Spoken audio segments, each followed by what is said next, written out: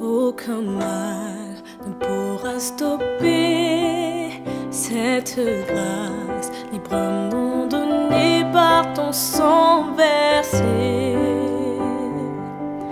Nous sommes pardonnés. Ces pensées qui nous accablent, ton amour va les repousser par ta vérité. Nous sommes libérés. Oh, non plus aucun lien. Toutes mes chaînes sont brisées. Non plus aucun lien. Jésus, nos cœurs sont ouverts. Plus coupable ni honteux, mes péchés sont couverts. Non plus aucun lien. Toutes mes chaînes sont brisées. Elles sont brisées.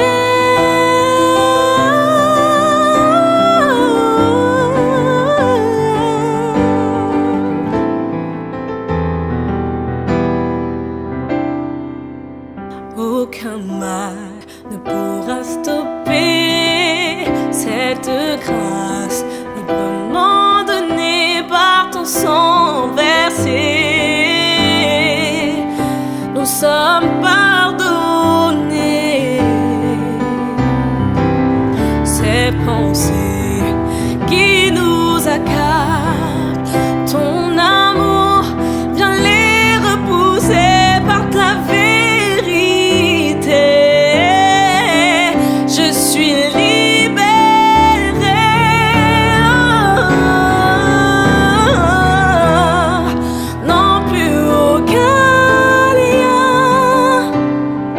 Toutes mes chaînes sont brisées.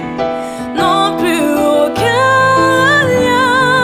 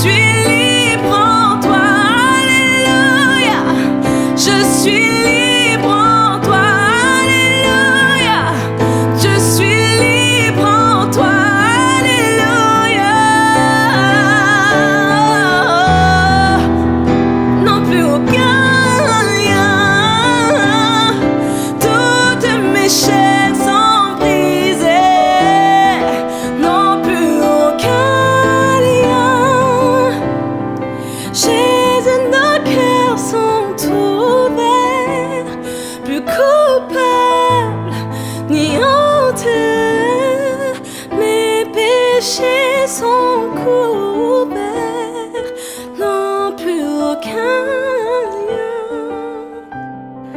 Toutes mes chaînes sont brisées. Merci Seigneur, mes chaînes sont brisées, je suis libre en toi. Tu m'as délivré par ton amour.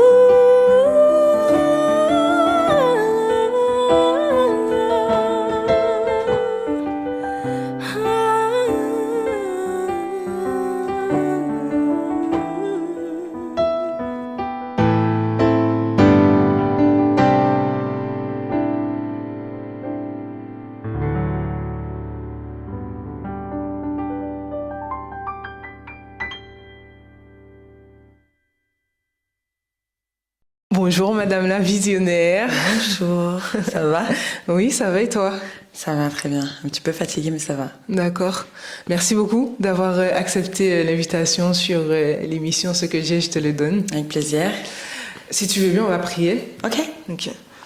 Papa, merci pour ce moment, merci parce que tu permets à Océane d'être avec nous aujourd'hui et je te demande Seigneur de commencer à toucher son cœur afin qu'elle puisse en fait parler de son témoignage, parler d'elle, afin qu'elle puisse à travers ses mots qu'au moins une âme soit touchée par son témoignage et qu'une âme soit sauvée. Je t'ai prié au nom de Jésus, amen. Amen. Amen. Voilà, donc du coup tu es sur l'émission Ce que j'ai, je te le donne. Du coup, j'aurais quelques questions par rapport à ta vision, parce que c'est Madame la visionnaire. On met pas les gens dans la chèvre comme ça. Madame la visionnaire, donc est-ce que tu peux nous parler un peu de ce que tu fais, si tu as un Insta, tout ça? Ok, alors, du coup, je suis créatrice de contenu, développement personnel et développement spirituel. Je précise parce que c'est pas spécialement focus évangélisation, mais c'est beaucoup du développement. Je crois vraiment qu'on peut associer sans aucun problème le développement personnel et le développement spirituel, parce que la personne qui a créé le développement, c'est Dieu. Donc voilà, c'est ce en quoi je crois. Je crois que chaque étape de notre vie est nécessaire pour notre développement, et je crois qu'en fait on a toujours quelque chose à apprendre à quelqu'un. Donc il suffit de changer de perspective sur les différentes étapes de notre vie pour vivre une meilleure situation, une meilleure vie, une meilleure prise de conscience. Donc à travers ça, enfin dans cette vision-là, je le partage sur Instagram, donc Visionnaire OC, sur mon podcast qui s'appelle Visionnaire et ma chaîne YouTube qui s'appelle Madame la Visionnaire. D'accord. Et du coup, ton podcast, on peut l'écouter partout. Oui, sur Google Podcast pour ceux qui n'ont pas Spotify et Apple Podcast. Et après, sinon, il y a Spotify, il y a Apple Podcast, il y a plusieurs autres plateformes. En tout cas, toutes les grosses plateformes d'écoute de podcast. Mon podcast y est. Ok, très bien. Si vous voulez écouter, allez-y. Alors, du coup, moi, j'aurais une question pour toi. Penses-tu qu'on a tous besoin de délivrance? Waouh, elle est forte ta question. Ouais. On a tous besoin de délivrance. Je dirais oui. Oui, d'accord. On a tous besoin de délivrance parce qu'en fait, la délivrance, c'est simplement d'être libéré de quelque chose qui nous retient. D'accord. Il peut s'agir d'une émotion, il peut s'agir d'un esprit. Un esprit, je parle pas forcément des démons, mais si l'esprit de tristesse, quelque chose qui nous rend triste, constamment mélancolique, ça c'est un esprit de tristesse. C'est en tout cas un mood qui n'est pas forcément bon pour notre évolution et c'est pas forcément bon de rester dedans. Donc on a tous besoin d'une délivrance, peu importe ce sur quoi ça porte, que ce soit une petite délivrance, mais dès qu'il y a quelque chose qui nous retient et qui en fait a pour conséquence qu'on n'est pas exactement la personne que Dieu voudrait qu'on soit et qu'on ne vit pas comme on devrait le vivre de façon épanouissante, c'est qu'on a besoin d'une délivrance. Ok, d'accord, c'est très intéressant ce que tu dis. Et du coup, toi, tu as eu à avoir une délivrance? Oui. D'accord. Par rapport à quoi? Par rapport à la sensualité, la séduction, la dépendance affective. Eh, madame. Il y a beaucoup de choses, mais c'était une délivrance qui a transformé un peu toute la perspective liée à ça. pour peut-être que je pourrais raconter du coup. Non, mais bien sûr, tu peux. Je t'anticipe un petit peu. Mais en fait, j'ai un témoignage très particulier par rapport à mon passé sur la sensualité, la séduction. Très jeune, j'ai été dans des situations qui m'ont attirée vers ce domaine-là. Donc j'aimais être regardée, je mettais des vêtements qui étaient très moulants. Je dis pas que les vêtements sont catégorisés pour que les personnes soient provocatrices ou séductrices, mais en tout cas sur moi, je savais que j'avais un corps qui plaisait, donc je mettais des vêtements très moulants, des choses très provocatrices. J'avais une attitude très sensuelle, donc même quand je touchais les hommes, que je touchais le bras ou l'épaule ou quoi que ce soit, c'était pas juste une petite touche comme ça, une petite tape comme ça sur l'épaule, c'était comme ça, une petite caresse, alors que la personne, c'est pas mon copain ou quoi que ce soit, donc je n'avais pas à faire ça. Et j'étais très sensuelle et j'aimais beaucoup le regard des hommes sur moi. Et au point même où en fait, quand j'étais au lycée, j'aimais que les hommes disent de moi, que les jeunes hommes disent de moi, ah ouais, elle est fraîche quand même, hein. Ah ouais, t'as vu son corps et tout. Et j'aimais ça en fait. D'accord. J'aimais ça, je me sentais bien. Je me disais en plus, j'étais dans le classement des filles les plus fraîches et tout. Je me sentais bien. Mais en fait, j'ai eu des relations. J'ai été en couple avec des personnes. Et notamment une personne à qui je pense, qui m'a dit, mais en fait, qui tu es toi, tu es une tentation pour moi. Et je lui disais, mais en fait, j'aimerais bien qu'on arrête d'avoir des relations sexuelles. Parce que, bien évidemment, séduction, sensualité, un petit vice de séduction, finalement, finit par arriver sur ce champ-là, sur la sexualité. Et je dis à mon copain de l'époque, j'aimerais qu'on arrête d'avoir des relations sexuelles. Et il me dit ok, on va essayer. Donc on essaye, mais en fait c'est difficile et vraiment compliqué pour lui. Et je lui dis mais en fait pourquoi pourquoi t'arrives pas à résister à ça alors que moi-même j'y arrivais pas. Pourquoi t'arrives pas à résister à ça? Et il me dit mais en fait qui tu es toi est une tentation pour moi. Et sur le moment je me sentais trop bien. J'étais trop contente. Alors c'est toi la pomme. C'est toi la pomme. Mais en tout cas, donc là, on croque le fruit, ça c'est moi. Donc tu sais pas résister. Et du coup, ça a été comme ça un peu ma vie pendant un moment. Et en fait, cette personne-là, j'étais avec, mais on résistait, mais on n'y arrivait pas. Et être le fruit d'une tentation pour certains hommes, ça me plaisait.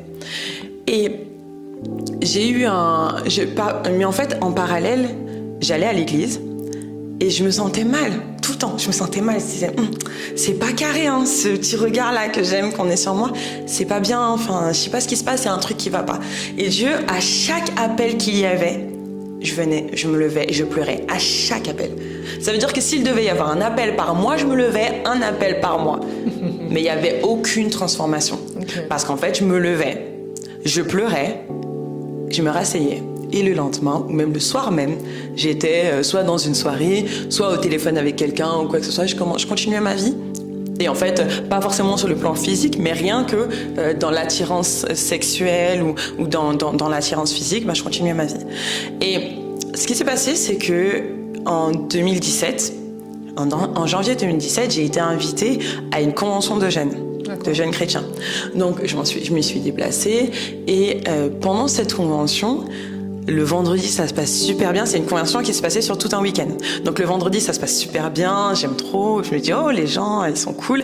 Et j'étais vraiment dans une démarche de recherche de Dieu déjà depuis quelques temps. Donc ça faisait 4-5 mois que j'essayais de vraiment lutter. Donc il y a plusieurs choix que je ne faisais plus. Mais c'était encore difficile toute seule. Et donc pendant cette convention jeunesse, le vendredi ça se passe bien, le samedi c'est une soirée qui s'appelle Nos Limites, donc c'est une soirée de prière, de louange et d'adoration, mais on met tout au pied de Dieu.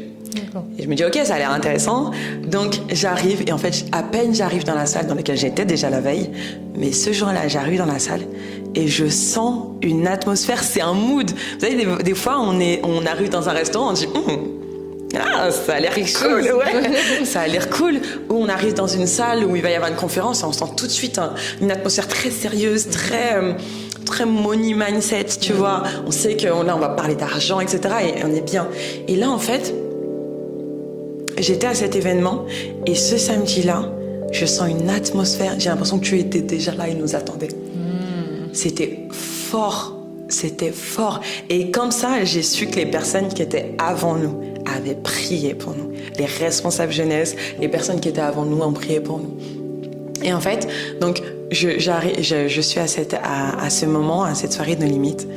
Et la personne commence à chanter, en fait. C'était un guitariste. Il commence à chanter. Et à peine, il y a quelques notes de guitare. Il commence à chanter. Et je pleure. Je pleure, vraiment. Et sauf que je suis pas une femme qui pleure facilement. Donc je pleure. Je commence à me mettre à genoux, je pleure.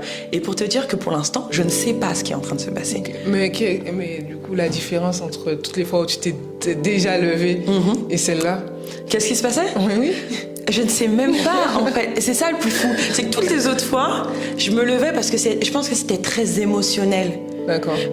Quand tu es né, presque né, moi je suis dans une famille chrétienne depuis que j'ai 3 ans, quand tu es presque né dans une famille chrétienne, Dieu fait partie de ta vie. Et en fait, ce que j'ai pas précisé, c'est que pendant tout ce temps-là où j'étais dans mes déboires, je m'étais juste détachée de Dieu, en fait. Je n'avais pas eu de vraie conversion. Je m'étais fait baptiser jeune, j'avais 12 ans quand je me suis fait baptiser. Je m'étais fait baptiser, mais je n'avais pas de conversion. Je n'avais pas expérimenté le Jésus qui t'aime envers et contre tout et qui vient te chercher dans tes ténèbres. Je n'avais pas expérimenté tout ça. Donc en fait, je pense que toutes les autres fois, ça a été émotionnel. C'est la conscience qui venait te chercher. Et je sais que le Saint-Esprit travaille beaucoup avec moi dans ma conscience. Donc je pense que c'est la conscience, c'est le Saint-Esprit qui parlait à travers ma conscience en mode attention. Et à chaque fois, j'étais là en mode ok, ça me touche, ok, je vais me lever. Mais en fait, rien du tout. Que nini. Alors qu'après, ce jour-là, je me suis même pas levée. Je me suis mis à genoux. Tu vois, grosse différence. Je me suis pas levée pour aller à l'hôtel. Je suis restée où j'étais. Je me suis mise à genoux. Et j'ai pleuré. Ma tête, mon front contre le sol. Je pleurais. Et j'ai pleuré pendant 1h30, 2 heures. Sans m'arrêter. J'ai pleuré. Il y a des personnes qui sont venues me toucher, mettre une main sur mon épaule, prier pour moi. Je ne sais même pas qui sont ces personnes. Si je les vois aujourd'hui, je ne les reconnaîtrai pas. Il y a des personnes qui m'ont tendu la main, qui ont prié pour moi. Il y a une personne qui m'a relevée pour prier pour moi. Mais je pleurais. Et en fait, je dis à Dieu, mais en fait, j'ai l'impression que tu attends quelque chose de moi. Et c'est ce que je lui avais dit juste avant la soirée. Je me suis assise, juste avant la soirée, je lui ai dit, j'ai l'impression que tu attends quelque chose de moi. Si c'est vraiment le cas, tu as intérêt à faire quelque chose. Faut faire attention. Faut faire grave attention quand on prie. Oui, c'est clair. Et du coup, je pleure et je sens qu'il y a un poids qui me quitte. Et je me dis, mais c'est bizarre, mais je sais qu'il se passe quelque chose. Et je continue à pleurer sans savoir ce qui se passe. Je me relève. Et en fait, là, mes pleurs de tristesse, de tout ce qui était lié à mon poids, à mon passé, je me relève et je commence à pleurer, mais de joie. Et en fait, comme si j'avais senti, comme si j'étais enchaînée. J'avais des menottes, comme si mes pleurs, Dieu les avait prises et les avait versées sur mes menottes. Et que ça a brisé les menottes. Waouh, quelle belle image. Ok. C'était très, très, très fort. Et je me suis relevée. Et en fait, à partir de là, tout a changé. Alors, est-ce que ça veut dire que je suis parfaite? Non. J'ai fait des erreurs, bien évidemment. Même parfois, ça a été un peu compliqué. Parfois, j'ai dû vraiment mettre la peur de retomber dans ça au pied de Dieu. Mais en fait, la transformation a été drastique. C'est qu'en fait, après ça, ma façon de m'habiller a changé. Parce que j'étais une femme très sensuelle, même dans ma façon de m'habiller. Et après, j'ai fait attention à ce que je portais. À être couverte, mais pas seulement à être couverte. À être couverte de sorte que même mes formes soient pas forcément avantagées, pas négligées. Je restais calme, mais il y a une différence entre mettre une robe droite, cintrée à la taille, et mettre une robe moulante qui aspire mon corps. Tu vois. Donc j'ai arrêté de mettre une robe moulante qui aspire mon corps, ou des décolletés, ou un crop-top qui monte tout mon corps, parce que pour moi, la connotation était très sensuelle. Et je voulais qu'on me regarde. Mais en fait, ma délivrance a été là. C'est qu'en fait, Dieu s'est saisi de ça, et en un claquement de doigts, il a dit, ok, toi, c'est bon, on va commencer. Et ça a été sur plein de petites habitudes. Après, il y avait des appels que je n'acceptais plus le soir. Après, il y avait des hommes avec qui j'avais choisi de ne plus parler du tout. je n'acceptais plus qu'on me dise « Ah, t'es sexy ». Non, je suis pas sexy, non. Soit je suis belle, soit je suis rien. Mais me fais pas de compliments en mode « je suis sexy », tu vois. Parce que du coup, c'est lié à tout ce qui est sexuel. C'est ça. Et pour te préciser aussi, j'ai une bague à mon doigt, à celui-là. J'ai une bague à mon doigt. Et la caméra. Bon, moi, j'ai pas, mais... J'ai une bague à mon doigt, ce qui n'est pas une bague de fiançailles, mais qui est un peu comme si c'était une bague de fiançailles avec eux. C'est une bague de pureté. D'accord. Ça ne servait à rien d'avoir une bague de chasteté quand tu ne l'es plus. Mais une bague de pureté, c'est en fait une bague sur laquelle j'ai dit à Dieu, en fait, je mets cette bague juste en symbole, parce que quand je l'ai ou pas, c'est pas un problème, mais juste en symbole du fait qu'en fait, tu es mon premier amour. Tu es celui que je veux. Donc c'est comme si tu avais fait ton alliance. Exactement. Avec papa. Exactement. Et c'est en fait, pendant longtemps, elle était à la main droite, à la main gauche, pour me rappeler qu'en fait, le premier, c'était lui. À lui, j'étais déjà promise. Parce qu'en fait, c'est comme ça qu'il est venu me consoler aussi. C'est que j'ai eu une relation amoureuse qui m'a fait du mal au niveau de la rupture. La rupture s'est mal passée. J'étais triste, j'ai fait une dépression. Pendant plusieurs mois, ça a été difficile de me libérer de ça. Les chaînes ont été difficiles à briser. Mais en fait, ce que Dieu m'a dit, c'est en fait, mais qui est celui qui t'aime tellement qu'il a donné sa vie sur la croix. Et toi, tu pleures pour un homme qui n'a même pas donné sa vie sur la croix pour toi. Tu vois. Et en fait, la délivrance est tellement forte qu'en fait, tout prend sens après. Et quand on est vraiment délivré, on accepte le passé. Moi, je vais pas le nier, ça sert à rien. Mais en tout cas, parce que Dieu m'a délivrée, c'était incroyable de me rendre compte de toutes les femmes que j'ai pu aider après, même les jeunes hommes à qui j'ai pu parler, et à dire, ok, il y a des choses sur lesquelles il faut être carré, que les erreurs que j'ai faites, même après, je m'en suis servie pour édifier des personnes, et qu'en plus, j'ai pu avoir un regard différent sur les autres, à me rappeler qu'en fait, la délivrance, c'est pour tout le monde. Il n'y a aucun moment où on est parfait et qu'on n'a pas besoin qu'une personne... Enfin, on a tous besoin d'une délivrance, en fait. Juste qu'on se rappelle de ça. Et on n'est pas obligé de tomber aussi loin ou d'avoir une relation sexuelle ou autre. La sensualité, même, nécessite une délivrance. Parce que si je te touche comme ça, tu ne sais pas ce que je suis en train de te transmettre. Mais peut-être que je suis en train d'activer quelque chose en toi si, en moi, j'ai un esprit de séduction. Un esprit de sensualité. Quelque chose qui va finalement te perdre. Et je suis en train de te toucher comme ça et tu me laisses faire. Tu vois. Je sens rien, t'inquiète. Ah, c'est normal. Parce que là, c'est que le Saint-Esprit. Et en fait, et c'est ça que on a peine à comprendre. C'est qu'en fait, dans une société où tout est hyper sexualisé, où beaucoup de choses sont acceptées, où on en a oublié la pudeur et la vraie féminité, eh ben, on se rend compte qu'il y a des hommes qui ont besoin de libération, de délivrance, sur même la sensualité, sur leur attirance, sur leur envie de jouer avec des femmes. Il y a des femmes qui ont besoin de délivrance sur leur envie de jouer avec des hommes, sur leur sensualité. Et il y a plein de choses qui ne devraient pas être acceptées. Et notre société est hyper sexualisée. Et au final, ça nous rend tous très sensuels si on se laisse aller comme ça. Donc en fait, on a tous besoin de délivrance, que ce soit sur ça ou autre chose. C'est important ce que tu dis, mais je pense que même sur, par exemple, les péchés des 10 commandements, si on est une personne qui ment continuellement, ben en fait, le mensonge doit être une délivrance. Ah, c'est clair. Et je pense qu'en fait, on voit tout le temps la délivrance comme étant quelque chose pour la possession des démons ou parce qu'elle a un esprit, etc. Mais en fait, tout ce qui est péché, c'est un mauvais esprit, en fait. C'est clair. Et c'est ça le plus fou, c'est qu'en fait, je pense que la plus belle usurpation de Satan, c'est de nous faire croire qu'en fait, c'est juste un trait de caractère. Ouais. Et pas un besoin de délivrance. Délivrance, exact. Tu vois, juste ça. Parce qu'en fait, si on se rend compte qu'il y a un esprit qui est pas clean à l'intérieur de nous, est-ce que ça veut dire qu'en fait, on va devoir, je sais pas, être en transe pour être délivré? Non, pas forcément en fait. Et dans la Bible, je pense à cette femme qui était une femme adultère, ou même à cette femme qui a été une femme adultère, Jésus, quand il lui a dit « Ok, plus personne ne te condamne, relève-toi vas-y, pars, mais ne pêche plus. Il n'a pas invoqué quelque chose sur sa vie. Ces mots d'amour ont transformé cette femme.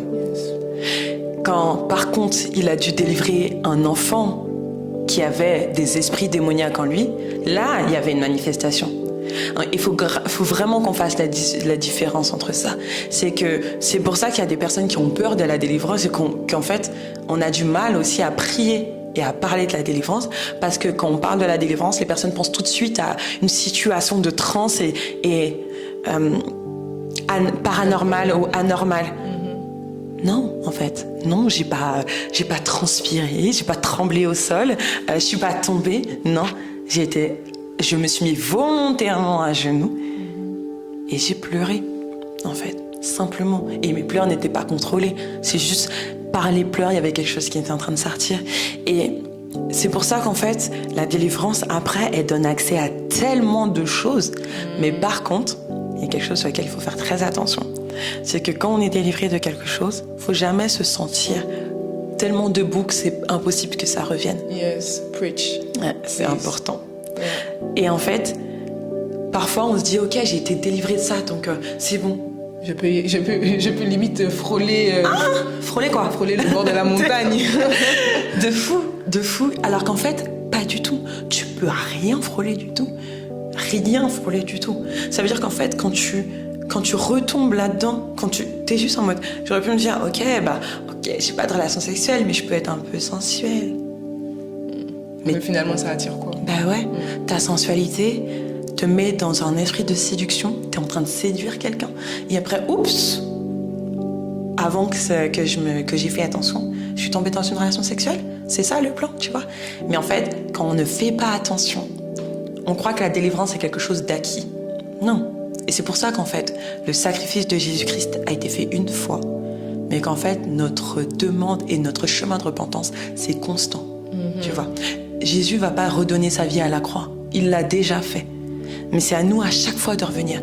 C'est un engagement tous les jours d'accepter à nouveau Jésus-Christ comme Seigneur et Sauveur. C'est un engagement tous les jours de dire, ok, je vais rendre effective la délivrance que tu as appliquée sur ma vie. Comme tu m'as assez aimé pour me délivrer, je vais vivre comme une personne libérée, mais je vais faire attention. Un alcoolique ne va pas dans un bar tous les 4 matins. Encore pourrait-il, un alcoolique anonyme qui a vraiment arrêté tout ça, encore pourrait-il de temps en temps se retrouver dans un bar et réussir à se tenir, mais c'est pas le meilleur espace pour lui en fait. C'est pas le meilleur espace. Et s'il y va tous les jours, finalement. Exactement. Et un jour, il peut tomber. Juste parce qu'il se dit, oh, ça va, j'ai été la semaine dernière, j'ai été cette semaine. Et un jour, il peut tomber parce qu'il n'a pas fait assez attention. Et parce qu'en fait, c'est quelque chose sur lequel... En fait, c'est quelque chose qui fait partie de notre vie, en fait. C'est quelque chose qui fait partie de notre témoignage. Donc, par exemple, moi, il y a des vêtements que je ne pourrais pas du tout porter. Et que je pense que je ne pourrais jamais porter. Pas parce que Dieu m'a dit de ne pas les porter. Mais parce qu'il y a quelque chose en moi qui fait que je sais ce que ça peut provoquer. Je sais ce qu'une façon de toucher un homme peut provoquer. Chez l'homme et chez moi. Parce que dans tout cet esprit de séduction, tu n'es pas la seule personne à être détruite. Il y a des hommes qui tombent amoureux, qui ont des émotions, qui ont des sentiments pour toi, sincères. Peut-être pas les plus purs, mais en tout cas sincères. Et qu'en fait, que tu es en train de détruire. Parce qu'en fait, tu sais que comme ça, en un claquement de doigts, tu as fini avec eux, j'ai fini, je suis en train de jouer avec toi, tu vois. La délivrance, c'est positif pour moi, pour nous, mais pour les autres aussi. Et on a tous besoin de ça. Et aujourd'hui, quand je regarde ma bague et que je me dis, mais en fait, je suis passée de la femme très sensuelle, hyper sexualisée, à une femme qui fait attention à beaucoup de détails. Et en fait, quand je regarde cette bague, je me dis, mais il y a quelqu'un qui m'aime, qui me désire, qui viendra me chercher, pour qui je suis importante, pour qui je suis belle, pour qui j'ai une valeur. Et qu'en fait, quelqu'un qui n'a pas besoin que je me déshabille pour me trouver belle. Simplement. C'est juste ça. Il a vu mon cœur, il me trouve belle comme je suis. C'est le plus important. Ouais. Je vais réfléchir à cette petite bague. Mais en tout cas, Et en fait, je crois, juste si je peux me permettre, je crois que parfois les symboles sont pas trop mal, en fait. pour manifester une coupure, une scission. Et ce que tu dis me fait penser à, tu sais, à chaque fois que Dieu délivrait le peuple d'Israël, il leur disait, bâtissez ici un autel pour que quand vos enfants passent, ils sachent qu'il y a eu quelque chose ici. Exactement. Et ouais, je pense que c'est important de marquer pour qu'on se... par exemple, le sabbat, c'est aussi un signe, souviens-toi. Dieu il marque à chaque fois pour qu'on puisse en fait avoir en tête qu'il y a des choses où on doit se rappeler qu'il est là. C'est ça. Et qui nous empêche d'oublier ou de passer à autre chose. Il ne faut pas avoir peur. En plus, parce que on peut se dire, j'aurais pu me dire, ok, fais attention que cette bague ne devienne pas une idole. Mais en fait, je sais que Dieu a fait ce parcours-là avec moi. Et même le choix de la bague, ce qui est le plus fou, c'est que cette bague, on a juste l'impression que c'est un diamant. Ben, c'est un cœur. Et c'est très subtil. Mais en fait, j'ai vu que c'était un cœur que quand je suis sortie de la boutique. Il est là. Donc j'ai vu la bague, j'ai dit oh c'est mignon et tout, un petit diamant comme ça, ok une petite pierre, c'est mignon. Je sors de la boutique, je la regarde vraiment, je dis elle est pas seulement triangle la bague, et je regarde et je vois il y a une petite incursion qui crée un diamant, un cœur. Et j'ai dit ah ouais t'es trop fort. T'es vraiment le boss, vraiment.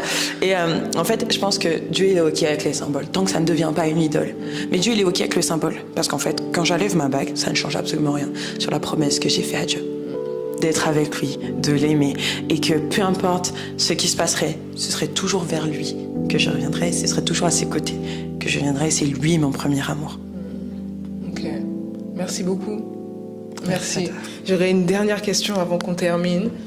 Si tu devais donner un conseil par rapport au témoignage que tu viens de faire à quelqu'un qui nous écoute pour lui sauver la vie, tu aurais dit quoi? Demande la délivrance. Vraiment, n'aie pas peur de la délivrance.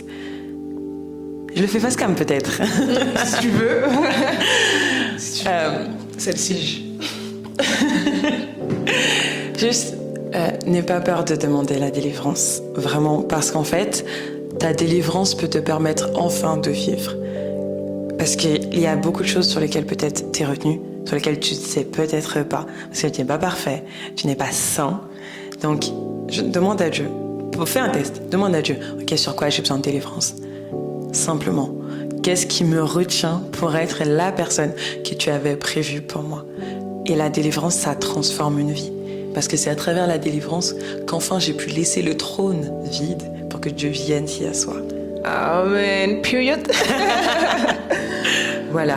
D'accord, très bien. Ben écoute, merci Madame la visionnaire. Merci Madame à travers. de nous avoir accompagnés sur l'émission Ce que j'ai. Je te le donne. Merci. De rien.